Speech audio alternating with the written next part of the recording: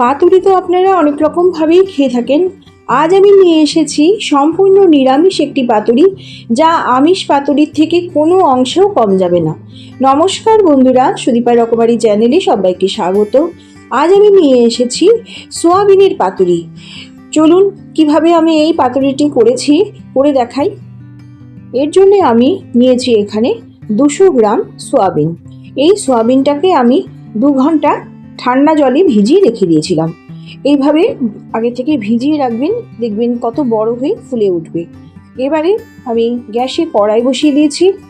এই সোয়াবিনগুলোকে ভালো করে ধুয়ে নিয়ে জলটা একদম হাত দিয়ে চিপে ফেলে দেবো প্রথমে। তারপরে আমি কড়াইতে একটু সর্ষের তেল দিয়ে দিলাম। এই তেলটাতে সোয়াবিনটাকে আমি ভেজে নেব। সোয়াবিনটাকে আমি দিয়ে দিচ্ছি, একটু ভেজে নেব আমি সোয়াবিনটাকে একটু লাল করে ভেজে নিচ্ছি।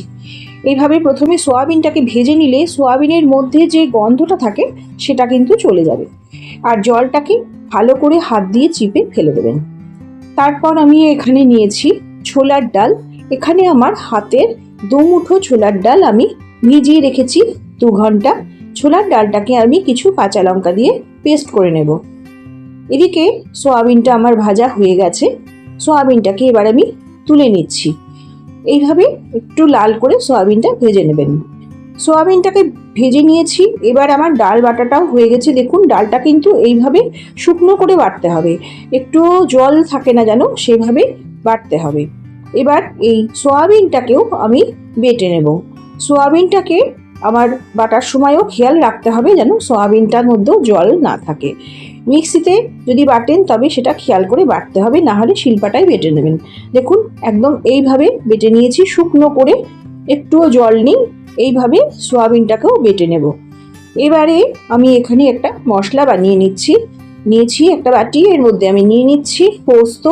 এখানে আমি মূল উপকরণটা পোস্তই দেব, আর সাদা সর্ষেটা এখানে আমি কম দেব। আমি যেহেতু সর্ষেটা এখানে কম ইউজ করেছি, সেজন্য পোস্তর পরিমাণটা বেশি দেব। এবার আমি এখানে দিয়ে দিচ্ছি 3 চামচ পোস্ত আর 1 চামচ সাদা সর্ষে। দিয়ে দিলাম সামান্য লবণ, যাতে এটা তেতো না হয়। প্রথমে শুকনো করে তারপরে আমি কাঁচা লঙ্কা দিয়ে এটা পেস্ট করে নিচ্ছি। এবারে আমি এই পেস্টটার মধ্যে দিয়ে দিচ্ছি অল্প নারকেল কোড়া। এখানে আমার ফ্রেশ নারকেল কোড়া আছে, আধমালা নারকেল করে নিয়েছি। এই নারকেল কোড়াটা দিয়ে এই পেস্টটা আমি আবারও মিক্সিতে একবার ঘুরিয়ে নেব। নারকেল কোড়াটা দিয়ে এর মধ্যে আমি কিছু কাঁচা লঙ্কা দিয়ে দিলাম, ঝালটা আপনাদের স্বাদ মতো দেবেন। দিয়ে আমি আবারও এটা পেস্ট করে নিলাম। দেখুন, পেস্টটা সম্পূর্ণ রেডি হয়ে গেছে। এবারে আমি নিয়েছি কলা পাতা। যেহেতু পাতুরি, কলা পাতা তো অবশ্যই লাগবে। কলা পাতাটাকে খুব ভালোভাবে ধুয়ে আমি একটু মুছে নিয়েছি। এরপরে আমি গ্যাস জ্বালিয়ে কলা পাতাটাকে গ্যাসের উপরে দিয়ে এইভাবে একটু নরম করে নেব। এইভাবে গ্যাসের উপরে কলা পাতাটা দিয়ে একটু সেঁকে নেবেন, তাহলে কলা পাতাটা একদমই নরম হয়ে যাবে। পাতুরিটা বানাতে খুব সুবিধা হবে। দুটো পাশই আমি এইভাবে উল্টে দিয়ে পাতাটাকে একটু নরম করে নিলাম। দেখুন, এইভাবে নরম করে নিতে হবে কলা পাতাটা।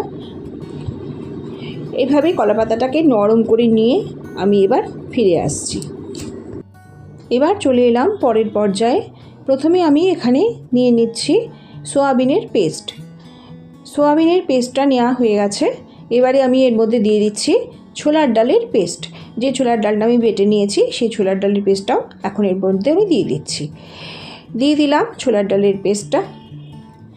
এবারে দিয়ে দেব যে সর্ষে, পোস্ত আর নারকেলটা আমি পেস্ট করেছি, সেই পেস্টটা।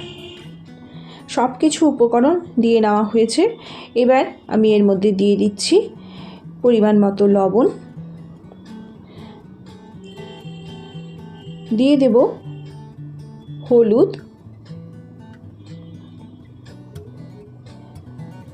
এবারে দিয়ে নিয়েছি আমি কাশ্মীরি লাল লঙ্কার গুঁড়ো, এটা আমার স্কিপ হয়ে গেছে। এবার দিচ্ছি কাঁচা সর্ষের তেল। অবশ্যই এখানে কাঁচা সর্ষের তেল দেবেন। এই সর্ষের তেলটা দিয়ে এবার পুরো উপকরণটা আমি মেখে নিচ্ছি। দেখুন, দিয়ে দিলাম অল্প একটু চিনিটা একটু দিলে খেতে ভালো লাগবে। এবারে সব কিছু একসঙ্গে মেখে নেব। খুব ভালোভাবে মেখে নিতে হবে। এইভাবে হাত দিয়েই আমি মেখে নিচ্ছি। হাত দিয়েই কিন্তু এই মাখাটা বেশি ভালো হবে। উপর নিচ করে ভাত দিয়ে খুব ভালোভাবে এই মিশ্রণটা আমি তৈরি করে নেব। আমার মেখে নেওয়া হয়ে গেছে। এবারে নিয়ে নিচ্ছি কলাপাতা। কলাপাতাটাকে এইভাবে টুকরো করে নিয়েছি। এবার কিছুটা করে আমি মিশ্রণটা নিয়ে কলাপাতার মাঝখানে এইভাবে দিয়ে নেব। একটু ছড়িয়ে দিতে হবে, এইভাবে একটু বেশি পরিমাণে নিলাম। এবার ছড়িয়ে দিয়ে আমি এবার কলাপাতাটাকে মুড়ে নেব। দুটো সাইড দিয়ে এইভাবে আমি কলাপাতাটাকে মুড়ে নিচ্ছি। দেখুন এইভাবে মুড়ে নিলাম। এইভাবে পুরো কলাপাতাটাকেই আমি চারপাশ থেকে মুড়ে নিচ্ছি। এইভাবে মুড়ে নিয়ে এবার আমি কলাপাতাটাকে কি করব আপনাদের দেখিয়ে দিচ্ছি। যারা পাতুরি আপনারা করেন তারা জানেন, আমি তাও একটু দেখিয়ে দিচ্ছি। এবার কলাপাতাটাকে আমি একটা সুতো দিয়ে বেঁধে নেব যাতে খুলে না যায়। দেখুন সুতো দিয়ে বেঁধে নিয়েছি। এইভাবে সুতো দিয়ে বেঁধে নিয়ে দেখুন কি সুন্দর দেখতে হয়েছে। একদম এইভাবে সুতো দিয়ে বেঁধে নিয়েছি। প্রত্যেকটা পাতুরি আমি এইভাবে তৈরি করে নেব। দেখুন প্রত্যেকটা পাতুরি তৈরি করা হয়ে গেছে। সুতো দিয়ে মুড়ে নিয়ে কলাপাতার মধ্যে খুব সুন্দর করে আমি পুরটা ভরে নিয়েছি। পাতুরিগুলো সম্পূর্ণ রেডি হয়ে গেছে। এবার আমি গ্যাসে ফ্রাই প্যান বসিয়ে দিচ্ছি। বসিয়ে দিলাম। এবারে দেবো একটু সর্ষের তেল। খুব অল্প সর্ষের তেলেই কিন্তু এই ভাজাগুলো হয়ে যাবে। একদমই এই পাতুরি করতে তেল লাগে না, অল্প তেলেই করা যায়। দিয়ে দিলাম। তেলটা গরম হয়ে গেলে এখান থেকে আমি পাতুরিগুলো দিয়ে দিচ্ছি। এখানে আমি 3টে পাতুরি পরপর সাজিয়ে দিলাম। পাতুরিগুলো আমার সাজিয়ে দেওয়া হয়ে গেছে। এবার গ্যাসের আঁচটা কমিয়ে রেখে আমি একটু সময় ঢেকে দিচ্ছি। বেশিক্ষণ ঢেকে দেওয়ার দরকার নেই। 4 মিনিট বাদে চলে এলাম। দেখুন একটা সাইড এবার আমি উল্টে দেব। বেশিক্ষণ ঢেকে রাখলে কিন্তু এটা পুড়ে যেতে পারে। আমি একটা সাইড উল্টে দিচ্ছি। দেখুন কি সুন্দর ভাজা হয়ে গেছে। অপর পিঠটাও আমি এইভাবেই ভেজে নেব। সবগুলো পাতুরি আমার উল্টে দেওয়া হয়ে গেছে। এবারে আমি আবারও ঢাকনা দিয়ে ঢেকে দেব। গ্যাসের আঁচটা কমিয়ে রেখে 3 মিনিট বাদে চলে এলাম। দেখুন একদমই ভাজা হয়ে গেছে। এর থেকে বেশি সময় রাখার প্রয়োজন নেই। দেখুন খুব সুন্দর করে ভাজা হয়েছে। এবার পাতুরিগুলো আমি তুলে নিচ্ছি। এইভাবেই সব কটা পাতুরি আমি ভেজে নেব। দেখুন কি সুন্দর লাল করে ভাজা হয়ে গেছে। তুলে নিলাম। এবারে ওই ফ্রাই প্যানের মধ্যে আমি আবারও একটু সর্ষের তেল দিয়ে নেব। ঠিক একই পর্যায়ে যেভাবে আমি পাতুরিগুলো ভাজলাম, এই একই পর্যায়ে আবারও আমি বাকি পাতুরিগুলোকে ভেজে নেব। আপনারা হয়তো বুঝতে পেরেছেন আমি কিভাবে পাতুরিগুলো ভেজেছি, তাও আমি আরেকটু দেখিয়ে দিচ্ছি আপনাদের। দেখিয়ে দিলাম। এই যে এইভাবে আবারও দিয়ে দিচ্ছি প্রতিটা পাতুরি। এরমভাবেই পাতুরিগুলো ভেজে নিচ্ছি। একটু সময় রেখে দিয়ে আবারও আমি উল্টে দেব। এই সয়াবিনের পাতুরি খেতে যেমন দুর্দান্ত স্বাদ, তেমনই পুষ্টিকর। সয়াবিন খাওয়া তো স্বাস্থ্যের পক্ষে ভীষণই ভালো, আপনারা জানেন। আর একদম ঘরোয়া উপকরণে খুব তাড়াতাড়ি এই রেসিপিটা হয়ে যায়। ঘরে যখন কোনো সবজি থাকবে না, তখন আপনারা কিন্তু এইভাবে অবশ্যই পাতুরি করে খেয়ে দেখবেন, দুর্দান্ত লাগবে। অনেক সময় হয় ঘরে সবজি থাকে না, তখন আমরা কি করব বুঝে পাই না। তখন যদি এইভাবে ঘরে থাকা উপকরণ দিয়ে পাতুরি করে খান, দেখবেন ভীষণ ভালো লাগবে। বাচ্চারা তো ভালোভাবে খাবেই, সবাই খুব ভালোভাবে খাবে। এইভাবে করবেন।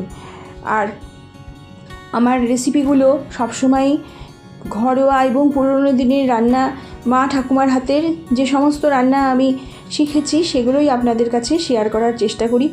আপনারা খুব সুন্দর সুন্দর কমেন্ট করেন, আমার ভীষণ ভালো লাগে। এবারে পাশ দিয়ে দিলাম আর একটু সর্ষের তেল। এইভাবে একটুখানি সর্ষের তেল দিয়ে নিলাম যাতে পাতুরিগুলো ভাজাটা ভালো হয়। এই সর্ষের তেলটা কিন্তু দ্বিতীয়বারে দিচ্ছি। প্রথমবারে তো যা দেওয়ার দিয়েছি, পরেরটাতে একটুখানি দিয়ে আবারও ঢেকে দিলাম। এইভাবেই পাতুরিগুলো আমি ভেজে নিচ্ছি।